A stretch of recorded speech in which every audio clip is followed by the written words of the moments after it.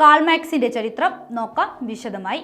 ലോകത്തിന്റെ ഗതി മാറ്റിമറിച്ച തത്വചിന്തകൻ, വർഷങ്ങൾക്കിപ്പുറവും കാലികമായി നിലനിൽക്കുന്ന ദാർശനികതയുടെ പ്രയോക്താവ്, മാർക്സിയൻ ചിന്താധാരയുടെ ശില്പി, സാമ്പത്തിക വിദഗ്ധൻ. ചരിത്രത്തിന്റെ താളുകളിൽ കാൾ മാർക്സിന് സ്ഥാനം പലതാണ്. സോഷ്യലിസത്തേക്ക് ലോകത്തിലെ പല രാജ്യങ്ങളും നടന്നുകയറിയത് കാൾ മാർക്സ് വെട്ടിത്തെളിച്ച പാതയിലൂടെയായിരുന്നു. മാർക്സിസം എന്ന പ്രത്യയശാസ്ത്രം അധ്വാനിക്കുന്നവന്റെ കൈകളിലേക്കും അധികാരം എത്തിക്കാനുള്ള പ്രേരക ശക്തിയായി. പുതിയ ലോകം എന്ന കാഴ്ചപ്പാടിലേക്ക് അവരെ നയിച്ചത് കമ്മ്യൂണിസ്റ്റ് മാനിഫെസ്റ്റോ ആയിരുന്നു. 1818 റഷ്യയിലെ ഒരു ജൂത കുടുംബത്തിലായിരുന്നു കാൾ മാർക്സ് ജനിച്ചത്.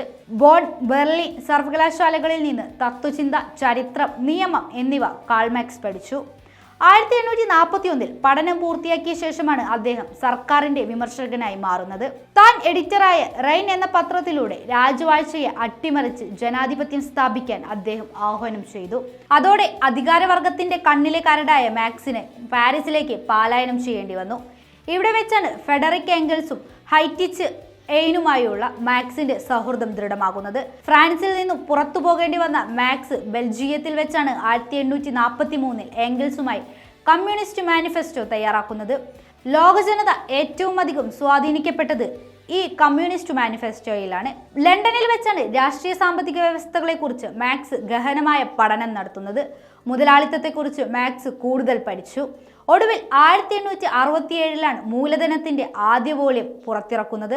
രണ്ടാമത്തെയും മൂന്നാമത്തെയും വോള്യങ്ങൾ മാർക്സിന്റെ മരണശേഷം എംഗൽസ് പ്രസിദ്ധീകരിച്ചു. ബ്രോക്കറ്റീസ് രോഗബാധിതനായി 1881 മാർച്ച് 14 മാർക്സ് ലോകത്തോട് വിട പറയുന്നത്.